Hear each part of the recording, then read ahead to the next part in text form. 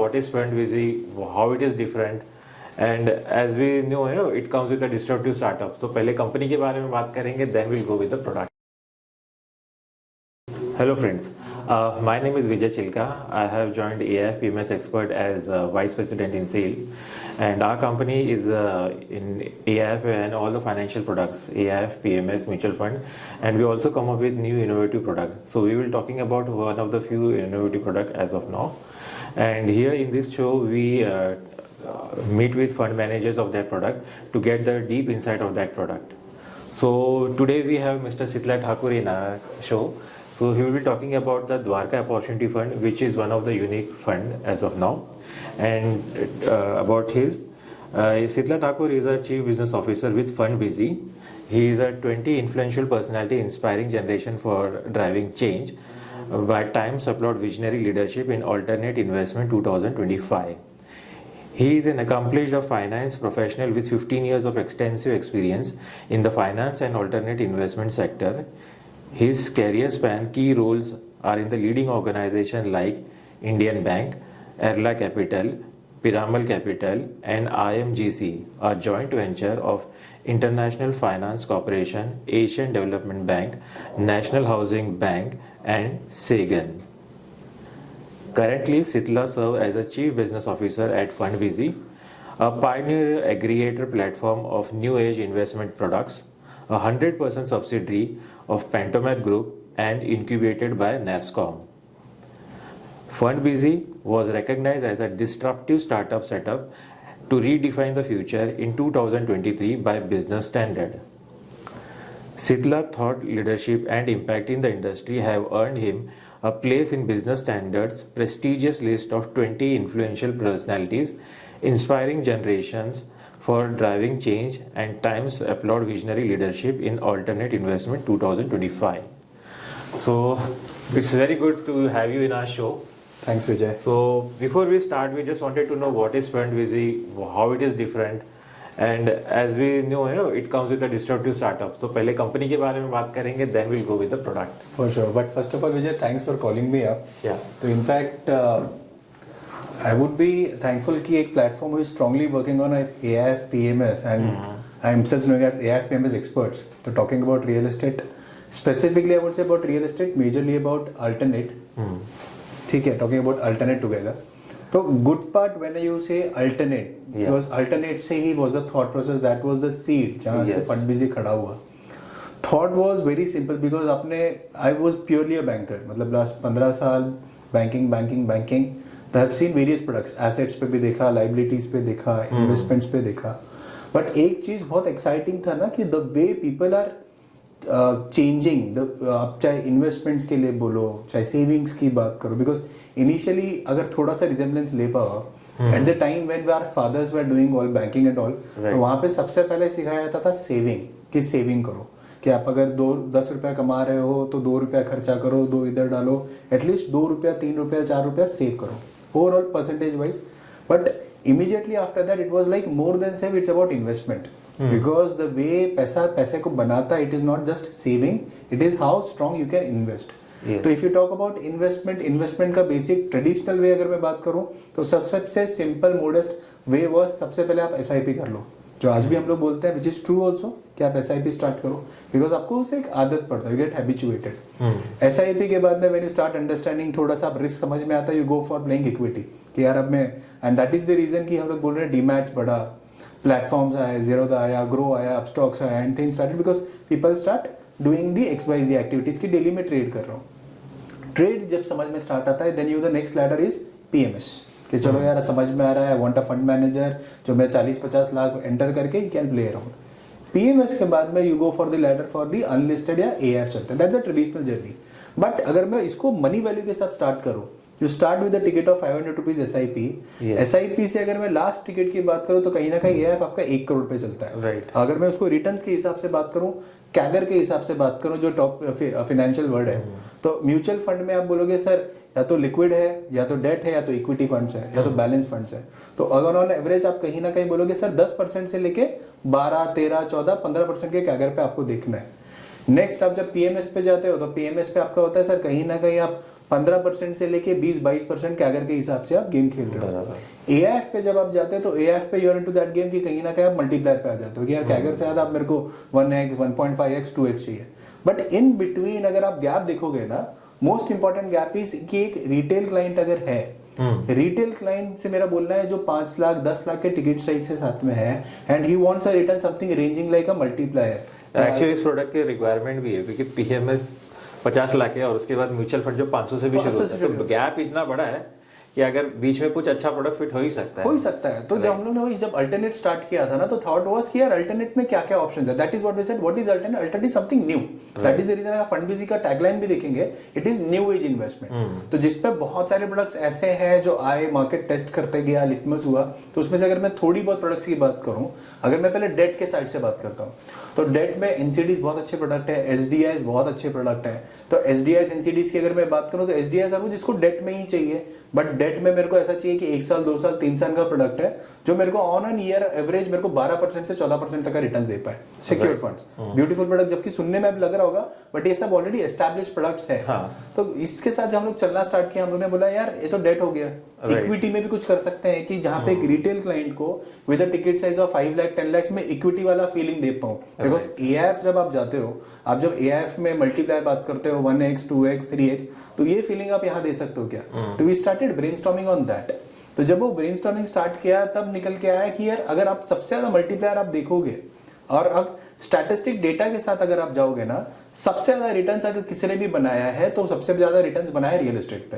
But real estate के साथ में लोगों ने बहुत सारी चीजें हैं जो जलाई भी है, लोगों ने बर्नआउट भी बहुत किया है। बिकॉज बहुत तरीके से compliances, back and transparency, due diligence, बहुत इश्यूज है। और इसको अगर मैं एकदम सिंपल लेमन लैंग्वेज में अगर मैं समझाने की बात करूं ना, तो रियल एस्टेट का सबसे बड़ा प्रॉब्लम होता है टिकट साइज, लिक्विडिटी का प्रॉब्लम और ट्रांसपेरेंसी।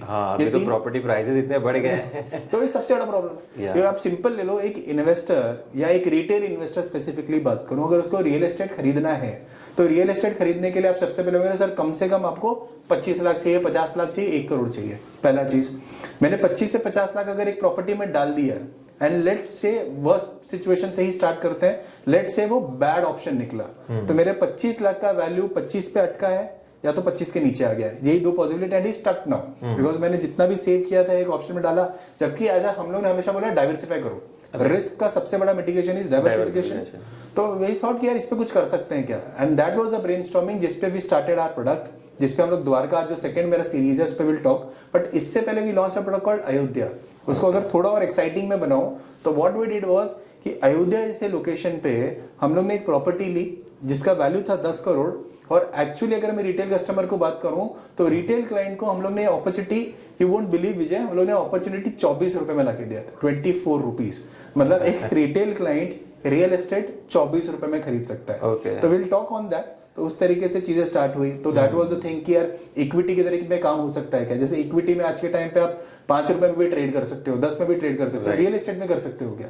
कि अगर मेरे पास थोड़ा इंडिया के लिए शायद थोड़ा नया है बट वी हैव, इसके मैं बोला ना, it's was journey of last 2 years. मतलब इसके पीछे बहुत काम किया है, चीजें चली है। टचवुड जो प्लेटफॉर्म है जिसके साथ, जैसे फंडबिजी मेरा खुद का प्लेटफॉर्म है, then there is a platform called RealX जिसके साथ में हम लोग क्लोजली इस वेंचर पे काम कर रहे हैं। But that was a child कि यार हम लोग कर सकते हैं। जस्ट एक, आज सुनने एब्स्ट्रैक्ट लग रहा होगा but just give a thought कि आज के टाइम पे आपके पास 5,000 रुपया है, 5,000 रुपए पे आपने आपके जैसे आप ग्रो है अपस्टॉक से, उस तरीके से आप ऐप है आपके मोबाइल पे, और वही 5,000 के साथ में आप पुणे का प्रॉपर्टी, आप मुंबई का प्रॉपर्टी, बीकेसी का प्रॉपर्टी, अयोध्या का प्रॉपर्टी, द्वारका का प्रॉपर्टी आप खरीद रहे हो फ्रैक्स में। तो सिंपल चीज है कि द्वारका जैसे आज के टाइम पे एग्जांपल ले लो, आप 5 रुपए में खरीद रहे हो, बीकेसी जैसा ऑप्शन आप 500 रुपए में खरीद रहे हो, तो इक्विटी के तरीके पे गेम हो सकता है क्या?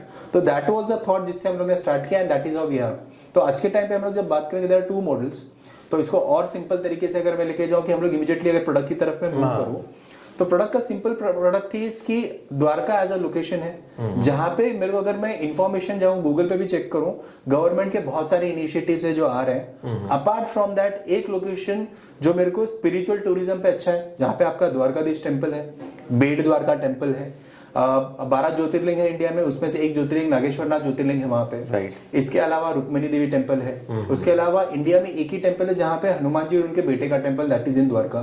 तो ये स्पिरिचुअल टाइप से हो गया। वहीं पे अगर मैं एडवेंचर के हिसाब से बात करूं, इंडिया में टोटल 12 ब्लू फ्लैग बीचेस है, 12 ब्लू फ्लैग बीचेस। जबकि बीचेस बोलते ही दिमाग में गोवा आता है, बट गोवा में एक भी बीच ब्लू फ्लैग नहीं है। What I mean by blue flag is clean beaches, पानी एकदम ट्रांसपेरेंट है कि आप नीचे तक देख सकते हो, उतना क्लीन वाटर्स है। उसमें से एक beach is in Dwarka, Shivrajpur, again important part. Next, India का पहला सबमरीन प्रोजेक्ट जो लास्ट ईयर ही गुजरात गवर्नमेंट ने माजगांव डॉक के साथ में एमओयू किया। एक्सपेक्टेशन इज कहीं ना कहीं ये ईयर एंडिंग तक में उसका ट्रायल रन स्टार्ट होगा। Again that is about to come in Dwarka. I think India में फर्स्ट ईयर ना submarine project, submarine tourism project. इसके अलावा नेक्स्ट बताता हूं आपको, ये तो 3 हो गया। Next, dolphin adventure park is coming up in Dwarka. जैसे आपका tent city is coming in Bet Dwarka. तो ये आपका, अगर मैं बात करूं एडवेंचर टूरिज्म, जहां पे स्पिरिचुअल टूरिज्म मैंने बात किया, एडवेंचर हो गया। इसके अलावा एक लोकेशन जहां से हिल स्टेशन भी नजदीक है, तो अभी बीचेस और कोस्टल की बात की, गिर फॉरेस्ट सफारी, वहां से जस्ट आपको अगर मैं ट्रैवल टाइम के हिसाब से बात करूं तो लगभग 1 से 1.5 किलोमीटर के रेडियस में, 1.5 घंटे के रेडियस पे आपको गिर आ जाता है। आपको सोमनाथ की अगर मैं बात करूं तो 2 से 2.5 घंटे के ट्रैवलिंग पे आपको सोमनाथ आ जाता है। तो आप सिंपल लेके चलो ना, द्वारका इज अ लोकेशन जहां पे आपको स्पिरिचुअल टूरिज्म भी है, एडवेंचर टूरिज्म भी है, कॉरिडोर्स भी आ रहे हैं। और उसके अलावा आज हम लोग ग्रीन एनर्जी की बात कर रहे हैं। ग्रीन एनर्जी में सुजलॉन का वहां पे है, Nayara is putting about good money, फिर वहां पे टाटा केमिकल्स का बहुत बड़ा प्लांट है, ज्योति लैबोरेटरीज का काम है। तो वहां पे अगर मैं इंफ्रा के हिसाब से बात करूं, उसमें भी डेवलपमेंट है। अच्छा, इंफ्रा पे भी है। लास्ट अभी मैं गवर्नमेंट के हिसाब से अगर मैं बात करूं, रोबोट स्ट्रेटेजीज पे बात करूं, गवर्नमेंट ने इसी साल 4000 करोड़ का प्लान सैंक्शन किया फॉर द्वारका टूरिज्म स्पेसिफिकली, जिसमें आपका भावनगर द्वारका कॉरिडोर है, पूरा का पूरा जितने भी हम लोग पॉइंट्स की बात कर रहे हैं उसको कनेक्ट कर रहा है, द्वारका को एज अ फोकस टूरिज्म लेके जा रहे हैं। इस पे और एक मैं थोड़ा पॉइंट ऐड करता हूँ। आज के टाइम पे जब मैं टूरिज्म बोलता हूँ, गुजरात स्पेसिफिकली अगर मैं बात करूँ, तो गुजरात में सबसे पहले रन ऑफ कच्छ आता है, करेक्ट है। रन ऑफ कच्छ का आपको पता है साल का उसका मेन 4 महीने का सीजन है, राइट। उसका सब हाईएस्ट टूरिज्म डेटा क्या होगा रन ऑफ कच्छ का, tentatively around 35 to 40 lakh visitor है, one of the best years में, ठीक है, एवरेज वही चलता है। द्वारका का पुअरेस्ट पता है आपको टूरिज्म डेटा क्या है? द्वारका का poorest data is somewhere around 35 to 40 lakh rupees है द्वारका, 40 लाख इंडिविजुअल, जो उनका हाईएस्ट है वो इनका लोएस्ट है। जबकि हम लोग आज देख ही नहीं, बिकॉज आज के टाइम पे भी अगर हमने द्वारका को और एक पॉइंट से बताता हूँ स्टैट्स के हिसाब से, द्वारका के आप होटल जाके आप चेक करो, थ्रू आउट द ईयर आपको होटल्स बुकिंग्स मिलेंगे वहां पे, मतलब अगर वीकेंड्स पे तो आपको होटल ओवर बुक मिलेंगे। तो that is the kind of tourism that Dwarka is already holding. अभी प्रॉब्लम क्या था द्वारका का? द्वारका का एक मेजर प्रॉब्लम अगर मैं बात करूं दैट इज अराउंड कनेक्टिविटी। तो द्वारका का सब पहला प्रॉब्लम, अगर मेरे को द्वारका जाना है आज के टाइम, या तो मैं बाय रोड जाऊंगा, वेरी ब्यूटीफुल रोड, या तो मैं ट्रेन से जाऊंगा, but airport was a missing factor. वहीं पे अगर मैं बात करूं, Gujarat very strongly is talking about 6 new airports coming in Gujarat this year. Next साल, अगले साल, नेक्स्ट अराउंड 12 to 24 मंथ्स में 6 एयरपोर्ट्स हैं जो मेजरली दिखते हैं लॉन्च होते हुए, जिसमें से 6 की अगर मैं बात करूं तो आपका जिसमें आ गया आपका मोरबी आ गया, दाहोद आ गया, राजपीपला आ गया, आपका द्वारका आ गया। इसमें से और एक अच्छी बात अगर मैं बात करूं, जब तक हम लोग ट्रांजैक्शन कर चुके थे, we were ahead of the transaction, तब एक लोकल न्यूज़पेपर से हम लोग को और एक न्यूज आता है कि प्रायोरिटी वाइज अगर मैं बात करूं तो गुजरात में सबसे पहले priority is Dwarka on the airport, उसके बाद में आएगा Vadnagar. Vadnagar is the birth place of अपने प्राइम मिनिस्टर जी का। तो ग्रेजुअली उस तरीके से डेवलपमेंट चल रहा है। अभी ये सब जो इन्फॉर्मेशन आपको बोल रहा हूँ, ये सब इन्फॉर्मेशन रेडिली अवेलेबल है, कहीं भी जाके चेक कर सकते हैं। ऑथेंटिकेट डाटा प्रूफ जहाँ पे if a client want to validate, जितने भी डेटा है, everything is available on open data. सब कुछ आप गवर्नमेंट वेबसाइट से चेक कर सकते हैं, या तो आप फंडबीजी पे आइए, हम लोगों ने सबका लिंक्स निकाल के रखा है, आप वहां पे भी चेक कर सकते हैं। बट सबसे बेस्ट वे इज है कि आप खुद ड्यू डील करो। आप सब कुछ गूगल पे आज के टाइम पे अवेलेबल है। और रियल एस्टेट का ब्यूटी ये है कि आपको जो डेटा चाहिए ना सब मिलेगा। बट प्रॉब्लम क्या था, अगर वहीं पे एक रिटेल क्लाइंट को अगर आज के टाइम पे जाके वहां पे लैंड खरीदना है, पहला चीज तो वहां पे उसके लिए 2 प्रॉब्लम। पहला प्रॉब्लम कि एक रिटेल क्लाइंट है, ज्यादा से ज्यादा मैं 10 लाख रुपया 20 लाख रुपया अगर मैं डाल रहा हूं तो ज्यादा से ज्यादा बड़ा मैं जो प्लॉट ले पाऊंगा वो 1000 या 1500 स्क्वायर फीट का, पहला प्रॉब्लम। और अगर मैं इन्वेस्टर हूं, लेने के बाद में उसका टेक केयर कौन करेगा, ये पहला होगा, बिकॉज ग्रेजुअली मेरे को होल्ड करके बैठना है, मैं बैठा हूं। उससे भी पहला प्रॉब्लम है कि पेपर जगह की ड्यू डिलिजेंस करना, कौन करेगा, ऑथेंटिकेटिंग राइट सोर्स है कि नहीं, वैल्यूएशन सही मिल रहा है कि नहीं, करेक्ट, क्या हो रहा है नहीं हो रहा है, ये कौन कर रहा है। लेट्स से चलो मेरे पास कोई मेरे फ्रेंड्स रेफरेंस है, कोई अच्छा ब्रोकर है मेरे पास, मैंने वो थ्रू कर लिया, चलो मैंने उसको एक साइड पे ले लिया कि वो हो गया। होने के बाद में भी नेक्स्ट 1 साल 2 साल 3 साल 4 साल उसका टेक केयर कौन करेगा कि कल उठ के किसी ने कब्जा कर लिया, कुछ हो गया, ये हो गया। मोस्ट इंपॉर्टेंट पार्ट, एग्जिट कौन कराएगा। कि नहीं तो फिर से मेरे को किसी ब्रोकर के पीछे लगना है, वो मेरे को बोल रहा है सर अभी मार्केट ऊपर हो गया है, मार्केट अब नीचे हो गया है, आपको डिस्काउंटिंग में बेचना है, जो टिपिकल प्रॉब्लम है। हम लोग ने बोला यार ये सब चीज को वाइंड अप करते हैं, एक सिंपल चीज करते हैं। We created a platform. Platform ने क्या किया, नागेश्वरनाथ ज्योतिर्लिंग जो टेंपल है उसके जस्ट 2 से 3 किलोमीटर के रेडियस पे बैंग ऑन हाईवे, जहां पे हम लोग को डेवलपमेंट दिख रहा है, वहां पे एक 9 एकड़ का लैंड एक्वायर किया। ठीक है, 9 एकड़ का लैंड एक्वायर करने के बाद में सेम लैंड को हम लोग ने रिटेल इन्वेस्टर्स को लाके दिया एट अ प्राइस ऑफ 240, जिसपे हम लोग ने एक्वायर किया था, सेम 240 के प्राइस पे हम लोग ने लाके दिया। 240 रुपीज पर स्क्वायर फीट। जहां पे एक रिटेल क्लाइंट अगर आज जाता है ना एक प्लॉट खरीदने के लिए, तो मिनिमम प्राइसिंग उसके लिए कहीं ना कहीं 1000 से 1200 होगा। क्यों? Because is a and user. अगर आज के टाइम पे मैं 10 लाख लेके जा रहा हूं, जबकि आई एम इन्वेस्टर, बट मैं आज वहां पे एंटर कर रहा हूं as end user, because developer मेरे को एंड यूजर के प्राइस पे बेच रहा है। 1000-1200 मतलब एंड यूजर के प्राइस पे, जबकि आप तो इन्वेस्टर हो ना, आपको डेवलपर जो प्राइस पे एंटर किया आपको उस प्राइस पे एंटर करना चाहिए। तो as a property you are coming, जब आप मेरे साथ जब एंटर कर रहे हो वहां पे आप 240 पे एंटर कर रहे हो, जो प्राइस पे मैंने बाई किया।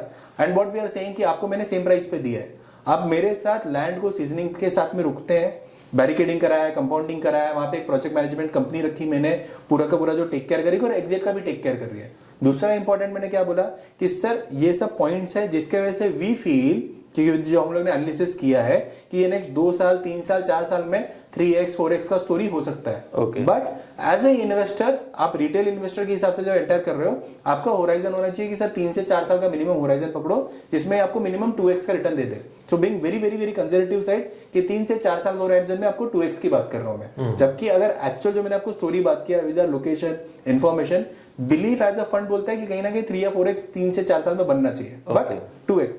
तो सिंपल तरीके। तो प्रोडक्ट का टेन्योर कितना है अभी? सर ओवरऑल अगर मैं विजय बोलूं ना, तो प्रोडक्ट का टेन्योर बहुत सिंपल रखा है हम लोग ने। एज अ टेन्योर हम लोग ने बोला सर 4 साल का प्रोडक्ट है ये। एज ए एवरेज 4 साल। क्यों 4 साल बोला है? क्योंकि 2 साल के बाद में आपको लॉन्ग टर्म टैक्सेशन के हिसाब से भी आ जाता है, तो 2 साल से पहले हम लोग खुद भी एग्जिट करना प्रेफर करेंगे नहीं शॉर्ट टर्म टैक्सेशन के हिसाब से।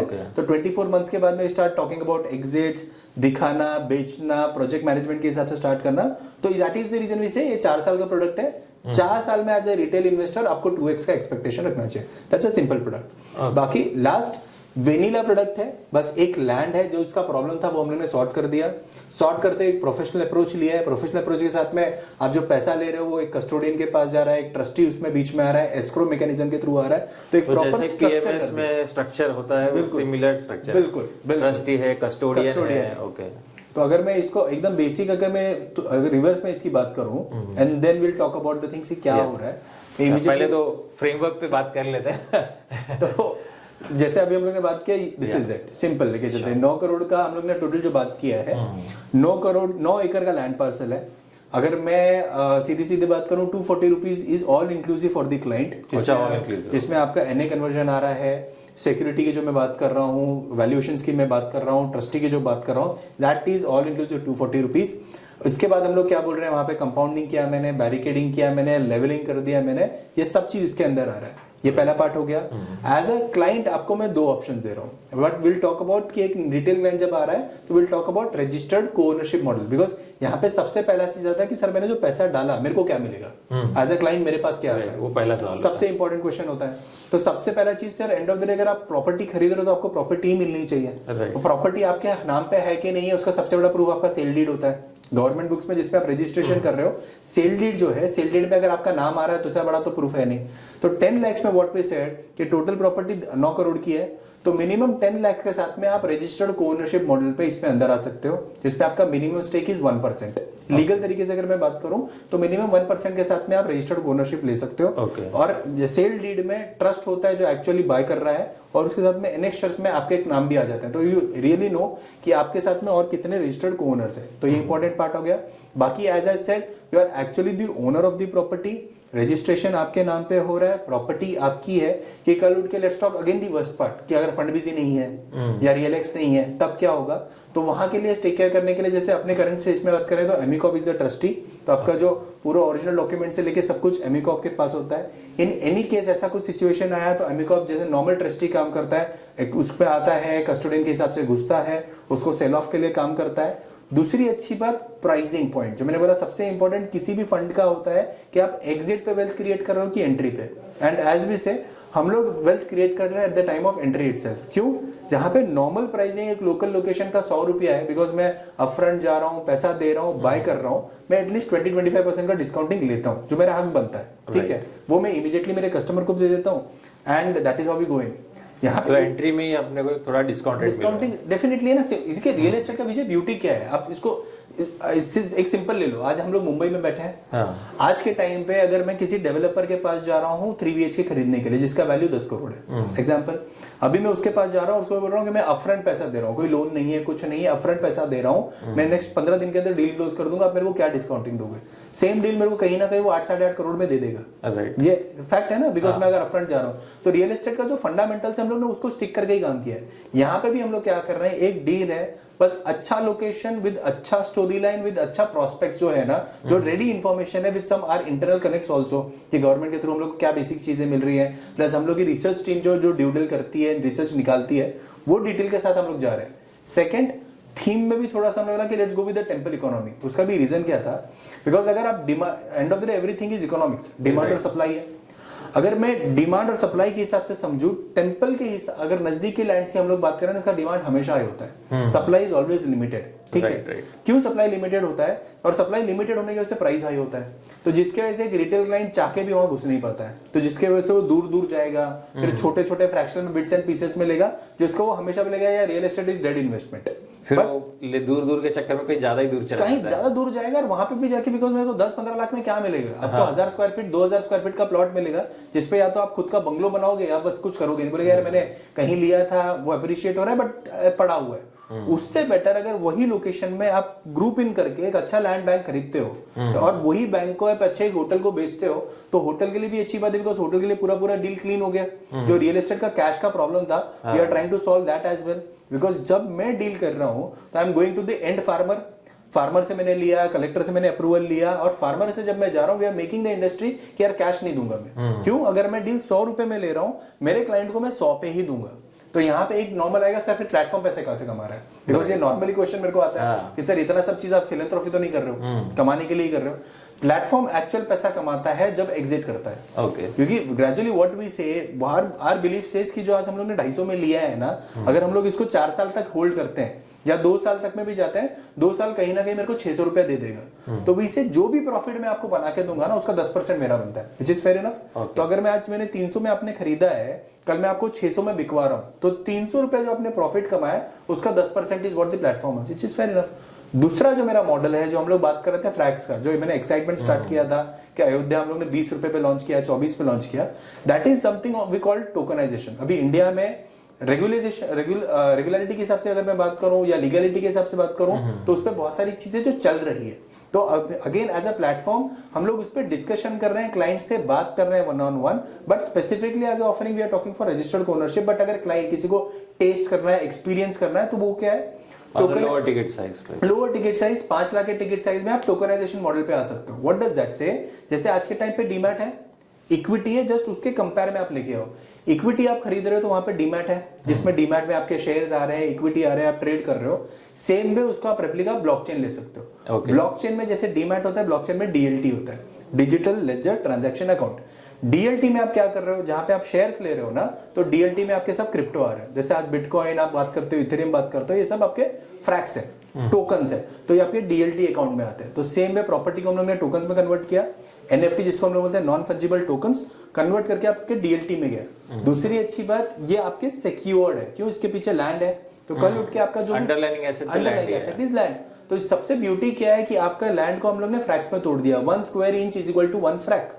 जैसे आप 1 शेयर बोलते हो ना, तो हर एक प्रॉपर्टी को उतना ले, जब ऐसे 1 स्क्वायर फुट है, वैसे 1 स्क्वायर इंच, तो 1 square inch is equal to 1 fracs. तो सिंपल फंडा लेके गए कि आपने उस तरीके से 9 एकड़ 10 एकड़ या 9 करोड़ 10 करोड़ की property based on your investment उतने फ्रैक्स आपको मिल गए। तो जैसे किसी ने 2 लाख डाला है, 2 लाख के पीछे उसको 2000 फ्रैक्स आ गए, एक फ्रैक का वैल्यू 100 रुपया 200 रुपया। तो दूसरा फायदा क्या है, it is something like SME IPO करते हो, उसके साथ देख लो, एक एसएमई आईपीओ है जिसमें उतने शेयर्स आ गए, आप 2 लाख 5 लाख के टिकट साइज से एंटर कर रहे हो, जिस तरीके से अप्रिसिएशन और उस तरीके से आप ट्रेड कर रहे हो। तो जो हम लोग बात कर रहे थे कि विजन लंबा है, विजन सिर्फ ये आरसीओ वाला नहीं है, रजिस्टर्ड ओनरशिप नहीं है, बट आज के टाइम पे टू लोग पीपल नो कि यार क्या हो रहा है, किस तरीके से चल सकते हैं, रियल एस्टेट एक नया चीज है, नए तरीके से हो सकता है, that is what we are trying. एक बार ये हो गया तो स्टेप 2 वुड बी कि जहां पे हम लोगों ने बात की है कि कल ऐप आ गया, आप ऐप पे जैसे डेली ट्रेड करते हो वैसे आप मॉर्निंग इवनिंग ट्रेड कर रहे हो कि सुबह मैंने बीकेसी का प्रॉपर्टी लिया है और शाम तक मैं बेच रहा हूँ, कि सुबह मैंने 2 रुपए में खरीदा था, शाम को 3 रुपए। लेकिन इसमें बेचने का ऑप्शन नहीं है ना, सेकेंडरी लाइंस आएगा। मेरे से बोला ना कि सेकेंडरी के लिए जैसे मैं टोकन्स की बात कर रहा हूँ, टोकन स्टिल इज अंडर कि गवर्नमेंट भी इस पे कुछ काम कर रहा है, रेगुलेशंस भी बॉडी इस पे कुछ काम कर रहा है। लेकिन ये सब 10 लाख के नीचे के इन्वेस्टमेंट, ये 10 लाख के नीचे के आप 10 लाख के ऊपर जाते हो तो प्रॉपर रजिस्टर में आपका को इन्वेस्टमेंट एब्सोल्युटली, बिकॉज़ आप रजिस्टर्ड को तो I think people will be more prefer को इन्वेस्टमेंट, क्योंकि क्या पेपर पे अपना नाम आ गया तो एक अलग सेटिस्फेक्शन होता है। इनफैक्ट विजय मैं खुद भी बोल रहा हूँ, जैसे आज के टाइम पे जब हम लोग बात कर रहे हैं ना, तो हम लोग हर एक क्लाइंट को बोल रहे हैं sir go with registered ownership only, because चीजें लीगल और क्लियर होनी चाहिए। जो टोकन्स वाला मैंने बात किया, टोकन्स किस तरीके से कर रहे हैं हम लोग कि प्लेटफॉर्म खुद भी कुछ शेयर्स खरीदता है, because and of the day जब मैं लैंड ले रहा हूँ तो वहां पे मेरा खुद का भी पैसा लगना जरूरी है। सीधी सी बात है, ओनर्स तभी आएगा। जैसे एआईएफ ही आप ले लो ना कि as a fund manager I should also do something, तो 10 करोड़ की प्रॉपर्टी में मैं भी कुछ लेता हूँ, तो मेरे कुछ में से भी मैं ट्राई रहा हूँ कि थोड़ा सा जो फ्लेवर है मैं टोकन्स में दे पाऊँ लोगों को, जिसको, और वो रिस्क के साथ बोल रहा हूँ मैं, बिकॉज मैं ऐसा नहीं दे रहा हूँ कि सर ये नहीं है वो नहीं है, मैं रिस्क के साथ दे रहा हूँ बिकॉज आज इंडिया में टोकनाइजेशन पे चीजें चल रही है, अभी तक क्लियरिटी नहीं है, it's a grey area, but अगर किसी को फ्लेवर लेना है तो ले सकता है। जैसे फ्रैक्शनल रियल एस्टेट है, 2016 से लेके 22 तक it was a grey area कि फ्रैक्शनल रियल एस्टेट प्रोडक्ट था, लोगों को ट्राई करना था, कर रहे थे, एंड असेंबली हैज फिर भी पीपल इंडिया में ओनरशिप लेना में उसमें ज्यादा ओनरशिप पे कोई प्रॉब्लम नहीं, बिकॉज दैट इज प्योर। आप रियल एस्टेट जैसे बाय सेल करते हो ना, वही है, बस उसको मैंने फ्रैक्शनल कर दिया है। आप सिंपल ले लो कि आप 10 करोड़ के लैंड को 10 लाख रुपए के साथ 1% स्टेक के साथ में आप बाय कर सकते हो, सेल डीड में आपका नाम आ रहा है। दूसरा ब्यूटी, एक प्रॉपर स्ट्रक्चर बना दिया है कि वहां पे वो जो लैंड है कि आपने लोकेशन चेक किया, पैरामीटर्स चेक किया कि या जो बात कर रहे हैं सही है। लोकेशन चेक पे क्या आप मुझे बता सकते हो एग्जैक्टली कहाँ पे लोकेशन है और आजू बाजू में क्या डेवलपमेंट हो सकता है? मैं आपको थोड़े से पॉइंट्स के साथ यहाँ से बेसिक समझाता हूँ। जैसे अभी तक हम लोगों ने जो बात किया, लेट्स टॉक इट दिस पे।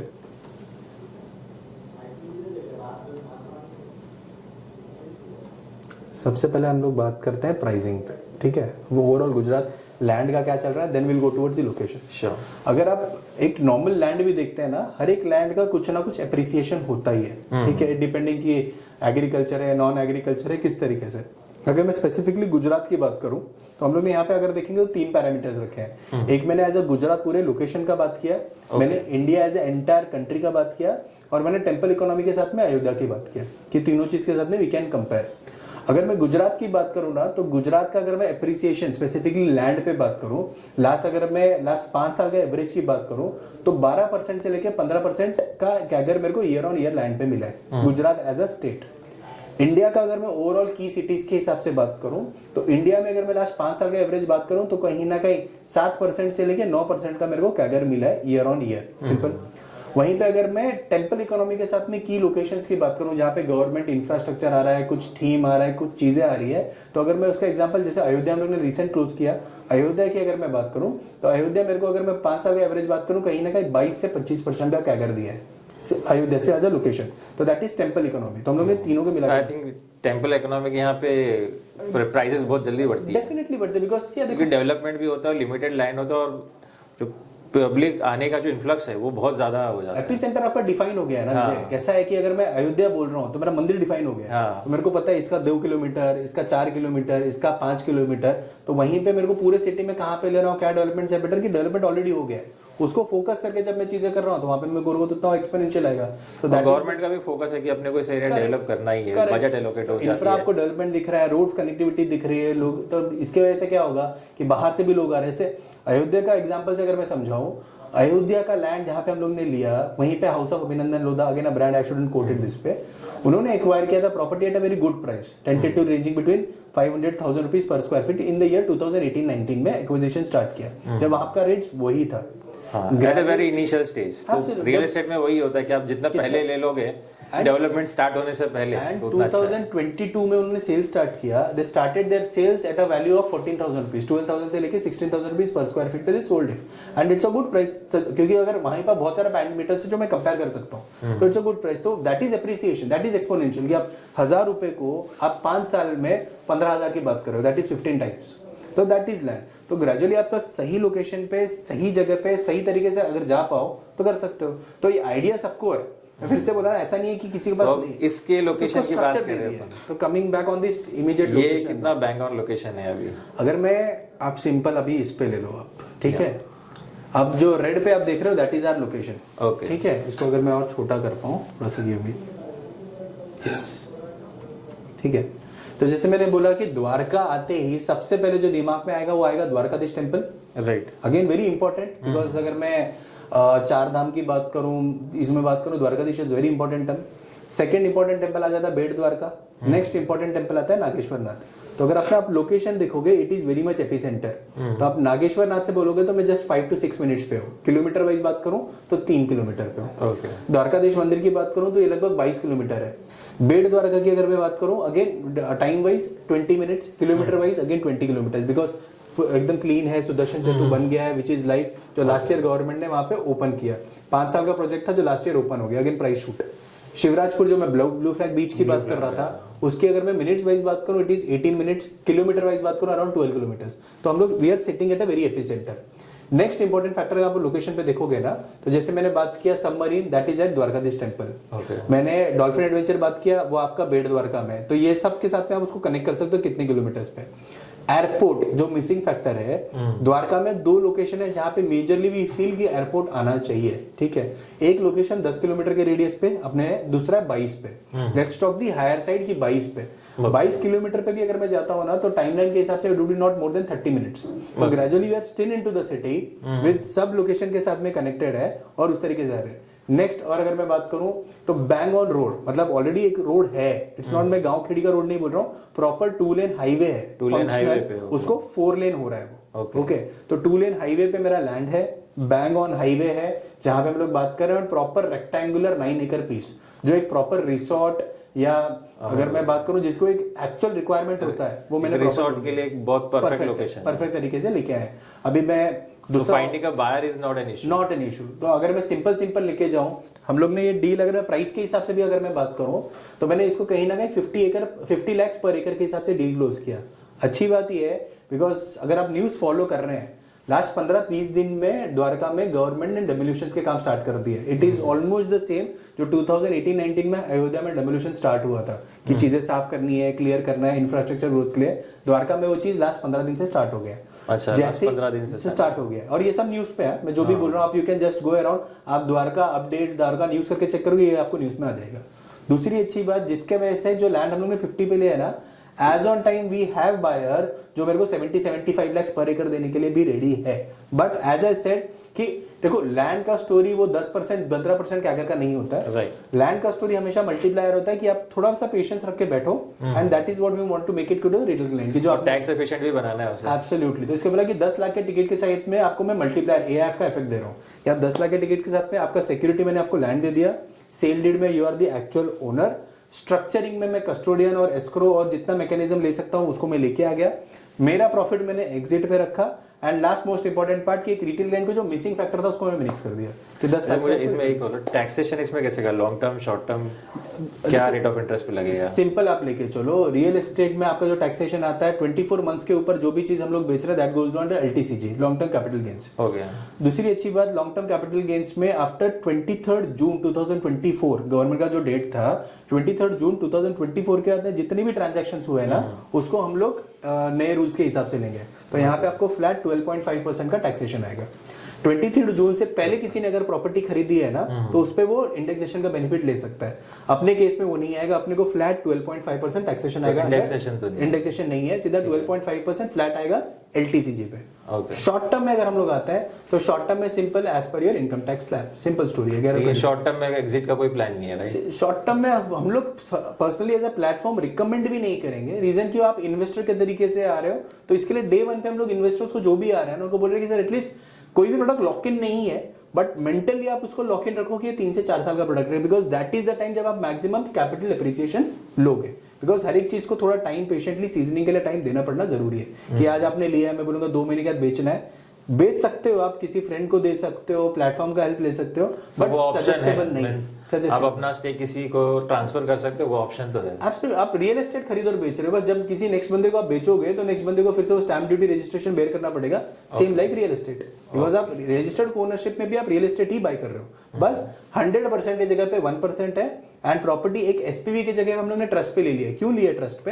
बिकॉज एसपीवी में you are not the owner of the property, you are owner of the company, ठीक है। ट्रस्ट का जो अपना मॉडल है वहां पे you are actually owner of the land. तो किसी को इस पे और डिटेल्स लेना है, यू कैन कम अराउंड, हम लोग प्लेटफॉर्म पे कनेक्ट करके इस पे डील पे बात कर सकते हैं। तो वैसा है।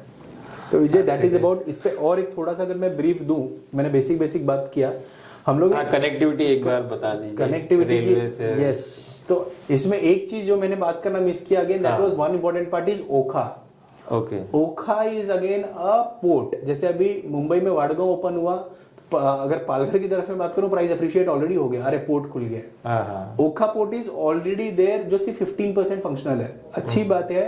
मैं फिर से किसी का नाम नहीं लेना चाहता, but one of the very established company in the country is acquiring it. जो पोर्ट्स में ही काम करता है वो उसको स्ट्रांगली एक्वायर कर रहा है। तो again that is a story. मैं फिर से बोला ना, आप एक लोकेशन सिंपल लेके चलो जहां पे आपको वो स्पिरिचुअल चीज दे रहा है, टूरिज्म का पूरा फैक्टरिंग दे रहा है, गवर्नमेंट का इंफ्रास्ट्रक्चर डेवलपमेंट का पूरा दे रहा है, कॉरिडोर्स दे रहा है, तो आपको अगर हर एक चीज आपको बेसिक क्लाइंट के लिए वो भी अच्छा है, क्योंकि म्यूचुअल फंड कर लिया, पीएमएस कर लिया, एआईएफ कर लिया, डाइवर्सिफाई करो, थोड़ा डाइवर्सिफाइड है, मल्टी एसेट हो जाना चाहिए। एब्सोल्युटली। तो जहां पे रियल एस्टेट हर कोई ट्राई करता है लेना, बट रियल एस्टेट का प्रॉब्लम वाज लिक्विडिटी और अफोर्डेबिलिटी। तो वी ट्राइड कि दोनों को सॉल्व करते हैं। अफोर्डेबिलिटी 10 लाख के टिकट पे लेके आ गए, लिक्विडिटी अभी भी है, but still we will say कि जब तक मैं वो टोकन्स मॉडल को एक बार गवर्नमेंट उस पर कुछ आगे बढ़ जाए तो we are ready for that. बस गवर्नमेंट के कुछ चीजें आगे बढ़े, चीजें आए, देन विल बी ओपन। तो वो अगर आया तो आप लिक्विडिटी भी सॉल्व करते हो, बिकॉज आप रिटेल को पार्टिसिपेशन बढ़ा। राइट। तो ये है। तो आई थिंक हमने काफी अच्छे से डिटेल में कवर किया है इसको। कोई और चीज जो आपको लग रहा है? सी विजय, इस पे फिर से बोला ना, द्वारका तो अभी हम लोग के पास लाइव प्रोडक्ट है तो we are talking about, but as a client आपके प्लेटफॉर्म से स्ट्रांगली अगर मेरे को कुछ कम्युनिकेशन देना है, I would say this way कि यार understand the country is changing very fast. तो जब कंट्री बदल रहा है तो लोगों का थॉट प्रोसेस चेंज हो रहा है, way of everything is getting changed. तो इवन इन्वेस्टमेंट का तरीका भी बदलना जरूरी है। तो इन्वेस्टमेंट का अगर आप जैसे हम लोग बोलते हैं ना, सही टाइम पे सही प्रोडक्ट आपने लिया and with your risk appetite, फिर से वही बोल रहा हूं। अगर ये भी सोचा जाए कि अगर अयोध्या में किसी ने अगर 5 साल पहले इन्वेस्ट किया होता तो क्या वैल्यू हो गया, क्या वैल्यू होता, वो अपॉर्चुनिटी तो चली गई, लेकिन वैसी अपॉर्चुनिटी दोबारा ना जाए उसके लिए हम ये प्रोडक्ट डेफिनेटली देख सकते हैं। करेक्ट। एंड प्लेटफॉर्म ट्राई वही कर रहा है, बिकॉज ये सब अपॉर्चुनिटीज इंडिया में, अगर मैं इंफ्रास्ट्रक्चर के हिसाब से बात करूँ ना, नेक्स्ट 3 साल 5 साल मेरे को स्ट्रॉन्ग दिखता है इंफ्रास्ट्रक्चर।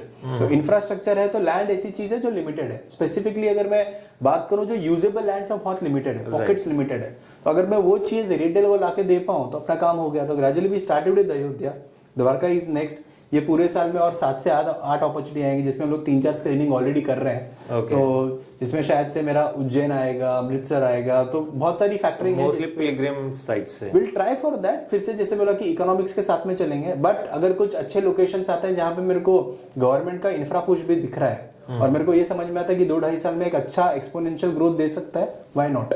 तो वो अपॉर्चुनिटी वो भी हम देख ही रहे हैं, क्योंकि आने वाले कुछ सालों में पिलग्रिम साइट पे इंफ्रास्ट्रक्चर काफी पुश हो रहा है, गवर्नमेंट हर चीजों को प्रमोट भी कर रहा है। तो डेफिनेटली रियल एस्टेट भी वहाँ पे अप्रिशिएट होगा बिकॉज हाँ। लेकिन कोई दूर दराज बैठा होगा, कोई दिल्ली में बैठ के उसको साउथ का कोई प्रॉपर्टी पिलग्रिम साइट में कुछ इन्वेस्ट करना होगा तो प्रैक्टिकली पॉसिबल नहीं है। चाह के भी नहीं कर पाएगा ना, मतलब ऐसा है कि मेरे पास पैसा है, मैं चाहता हूँ बट नहीं कर सकता। उसका रीजन ये है कि यार मेरे को 1 करोड़ नहीं डालना है, और अगर 1 करोड़ है भी तो मैं एक प्रॉपर्टी में डाल के रिस्क क्यों लूं। तो उससे अच्छा अगर मेरे को 1 करोड़ है मेरे पास, पहले प्रॉब्लम है वो है कि तो मैं 1 करोड़ को 10 प्रॉपर्टी में डालूं, एटलीस्ट ये प्लेटफॉर्म में वो प्रॉब्लम सॉल्व हो जाता है। एक रिटेल क्लाइंट के लिए वो सब चीज कर दिया, हैंडी कर दिया। मोस्ट इंपोर्टेंट चीज कि मैंने हैंडी कर दिया। आपको जो चाहिए आपके हाथ में, आप चेक करो, ठोको, मिलो, देखो, यू कैन गो विजिट, जो करना है you can do everything and then go in. तो आप अच्छा, किसी क्लाइंट को साइट देखना है, so is he allowed? Absolutely यार, end of the day you are the owner. मैं फिर से बोल रहा हूँ, आप ओनर हो, आप 1% के ओनर। आप जब रजिस्टर्ड ओनरशिप में आते हो यू आर 1% ओनर। दूसरी अच्छी बात, जैसे आप इक्विटी में करते हो तो हर साल आपने जैसे आज लिया भी ना, तो हर 3 से 6 महीने में आपको अपडेट्स आते हैं बिकॉज लेने के बाद में ऐसा नहीं है कि आप छूट गए हो, नहीं, एवरी 3 to 6 months आपको वहां पे क्या डेवलपमेंट हो रहा है, लैंड पे क्या हो रहा है, ये अपडेट्स आते हैं आपको थ्रू मेल्स। रियलएक्स का आपको प्लेटफॉर्म हमेशा हैंडी है, आप कभी भी उस पर लॉग इन करो, you can check in around क्या हो रहा है। नेक्स्ट इंपॉर्टेंट पार्ट आ गया उसके बाद में कि आपको एवरी ईयरली एग्जिट स्टोरीज पे बात होता है कि सर एज अ प्लेटफॉर्म में आज लेने के बाद मैं बैठा नहीं हूँ, मैं एग्जिट के लिए बात करना मैंने ऑलरेडी डे 1 से मेरी टीम ने स्टार्ट कर दिया है। जो वहाँ पे प्रोजेक्ट मैनेजमेंट की कंपनी बैठी है जिसको मैंने किया है वो ऑलरेडी चालू कर दिया है, क्योंकि मेरा पैसा तो एग्जिट पे आएगा और end of the day we are into business. तो मैं तो सीधी सी बात है, मैं तो ट्राई करूंगा जल्दी से जल्दी क्या बेस्ट वैल्यू के साथ मैं आपको एग्जिट दे पाऊँ। तो हर साल एग्जिट से पहले जितने भी स्टेक होल्डर्स है उनको डिटेल जाता है। 51% of the voting is important because decision लेना है, बेचना है, क्या करना है वो मेरे हाथ में नहीं है। एज अ फंड मैनेजर मैंने फंड क्रिएट किया है, बट वोटिंग राइट्स आपके पास है। तो वोटिंग राइट जब जाता है तो उस पर आप क्रिएट करते हो, आपको वोटिंग आता है। 51% ऑफ द स्टेक होल्डर जब बोलते हैं यस वोटिंग देते हैं, तब भी प्रोसीड फॉर दी। उसके साथ में प्लेटफॉर्म अपना रिकमेंडेशन देता है कि sir this is the right time, बेचना चाहिए, नहीं बेचना चाहिए, होल्ड करो, रिकमेंडेशन आएगा। बट हमेशा डिसीजन आपके हाथ में है, आपका प्रॉपर्टी डिसीजन मेकर आप खुद हो। अच्छा, एक लास्ट क्वेश्चन कि प्रॉपर्टी ले लिया, को ओनरशिप में ले लिया, तो क्लाइंट को डॉक्यूमेंट देखना हो, एक्सेस करना हो तो कैसे कर सकते हैं? सब चीज आपको डिजिटल फॉर्मेट में अवेलेबल होता है। जैसे आज के टाइम पे भी जैसे मैंने बोला कि जो लिंक्स है अपने, आप लिंक पे जाओगे तो प्रॉपर्टी जाने से पहले देखो, I will make you simple कि स्ट्रक्चर स्टार्ट कैसे होता है। सबसे इंपॉर्टेंट होता है जब मैं किसी स्टेट में जाता हूँ ना, तो सबसे पहले इंपॉर्टेंट होता है वो लोकेशन के कलेक्टर अप्रूवल लेना, क्योंकि एज अ कंपनी जब मैं जा रहा हूँ तो मेरे को कलेक्टर से मिलना होता है, डीएम में जाना होता है कि यहाँ पे we are planning something like this.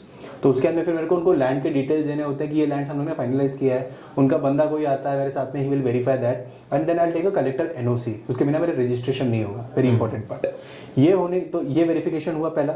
इसके बाद में जो मैंने लैंड लिया है सबसे सिंपल, फिर वहां के मैंने लोकल लॉयर्स के साथ में उसका पहला टाइटल क्लियरेंस करवाया, and that is not with one, that is with 2 lawyers, 2 different lawyers जो इंडिपेंडेंट हो गए, जो एक दूसरे को पहचानते नहीं है। तो 2 लॉयर से मैंने टाइटल क्लियरेंस करवाया, दिस इज इंपॉर्टेंट।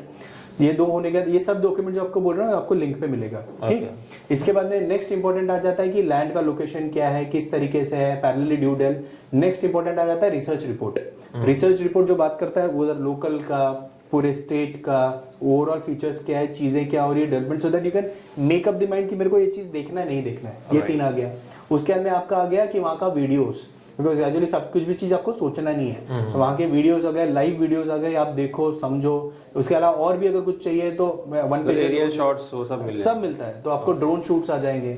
फिर आपको 1 पेजर सिंपल, ये डेक जो हम लोग देख रहे हैं तो डेक हो गया, आपको सिंपल में 1 पेजर्स भी दे देता हूँ कि यार सिंपल तरीके से प्रोडक्ट को समझो कि क्या है, what is the risk, what is the return, किस तरीके से प्रोडक्ट स्ट्रक्चर हुआ है, कौन कितने इसमें ट्रस्टी कौन था, कस्टोडियन कौन था, एस्क्रो किसके पास जाएगा, आपका ट्रस्टी कौन होगा, नाम किसके नाम पे प्रॉपर्टी आएगा, ये सब डिटेल्स आपको मिलता है। Last but not the least कि एक बार रजिस्ट्रेशन होता है उसके बाद में आपको मेल्स पे भी डिटेल्स आते हैं। एंड एज आई सेड कि आपके पास प्लेटफॉर्म हमेशा अवेलेबल है।